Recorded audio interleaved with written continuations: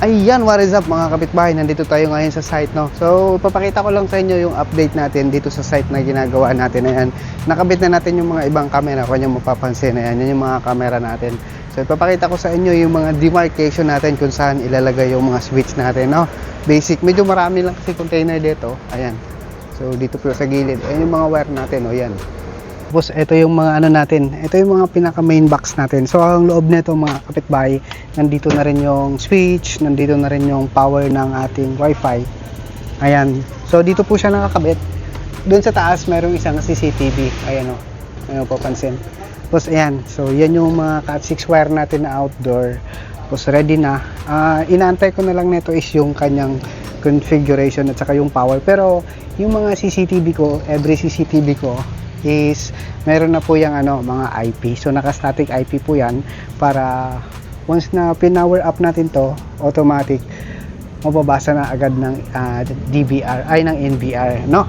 Ayan, tapos ito po yung mga Cat6 natin. Ito yung gamit natin, no, outdoor na pang electrical para malaki kasi ang nakalagay dito yung PoE switch at saka yung power adapter ng ating P2P antenna na Ubiquiti, no?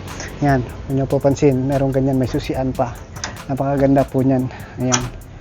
Okay, so ilang CCTV ba yung nandito? 2, 4, 6, 8, 10, 11 lahat na wire to. Yan, napakadami po niyan. Yan, di ko lang dala yung susi, pero yan po yun. Yan, nandyan na lahat. So, inantay na lang natin yung power. Ayan. Power na lang. Inantay ko na lang yung electrician para itap yung saksakan natin dito sa loob para magka-power na yung camera. Automatic kapag may power na to, automatic lahat ng camera mababasa na yan. Yan. Papakita ko sa inyo yung yung pinaka wifi natin. Ayan. So ito yung pinaka P2P natin. Ayan. So Ubiquiti po yan. Ayan, nakalagay sa pole. Ayan, hindi yan, kung nyo papansin may puno, di ba? Pero malayo po yan kasi yung puno nakalihis po yan. Yan, nakatutok po yan doon. Hindi lang natin maakyat kasi medyo wala na yung hagdan natin kung napapansin. Ubiquiti yan. Ayan, Ubiquiti po yan. So i-zoom natin. Ayan o. Ubiquiti po yan. Okay, so Ubiquiti na yan, Air Max. Ayan. Tapos nandun yung isa niyan nakalagay dun sa main office natin. Ayan, para mag-connect sila. Right, so papakita ko sa inyo dito sa kabilang side. Malan ako sa ilalim ng mga truck. So iba-iba yung tracking dito, no? Ayan, ipapansin nyo yung isa kong CCTV, oh. Ayan. Tapos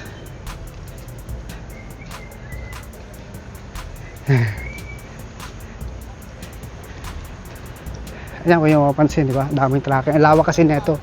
So, yung ibang poste, wala pang CCTV dahil nga nahihirapan kami kasi kapag nagpatong ng container mo, wala. So, ayan yung power natin. Ayan yung Air Max natin.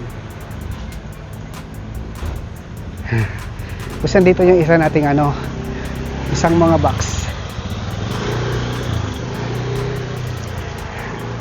Ayan, ito yung isa nating box. Ayan. Ayan.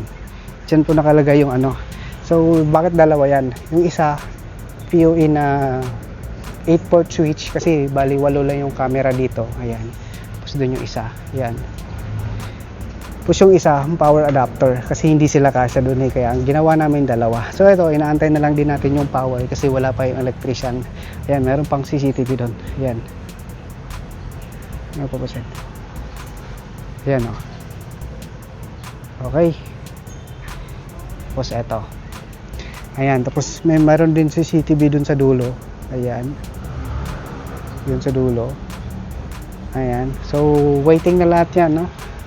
Power na lang. So, lahat yan, mayroon na siyang IP. So, yung camera pala natin is, yan, Hikvision yan. Napakaganda po yan, napakalinaw. Napakaganda ng zoom, yan.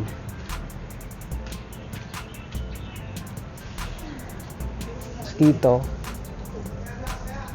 ayan, power na lang po lang. Inaantay na lang natin yung wire. Alright, so yan lang yung update natin. I-update ko kayo kapag i-configure na natin to.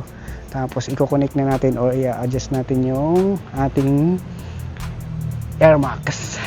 Okay. Ayan, doon yung guard.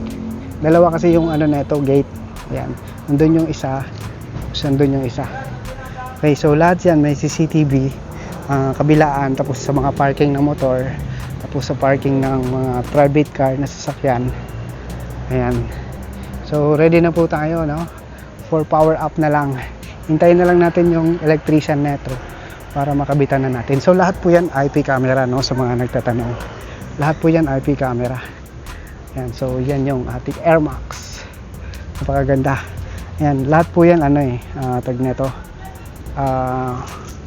IP camera. Lahat yan may IP na, tapos lahat yan nakakabit na sa switch. Power na lang ang kulang. Alright, so i-update ko kayo kapag may power na. Alright, ngayon mga kapitbahay. So ito yung pinaka main Air Max natin. Yan. So nandito tayo sa main office. Yan. Dito tayo sa main office. Ito yung pinaka Air Max natin na AP mode. Tapos yung isa natin yung naka bridge mode nandoon. Doon, nakita nyo yung mangga na yun. Yun. Ayun o. Kita ba? Ayun o, yun yung puti o.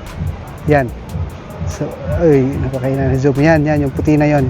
So medyo nakayuko to. Yan, nakatunga nga yung doon banda. Yan, tapos ito yung pinaka main natin. Okay, so ito waiting for the configuration na lang yung isa doon. Ito naka-configure na to, yung isa doon. Kukonek ko na lang dito, tapos i-adjust ko na lang yung kanyang alignment, okay, ng line of sight. Okay, so kitang-kita po yun ninyo nakasilip sa puno ng mangga. Okay, so yan. So ngayon, medyo okay na tayo.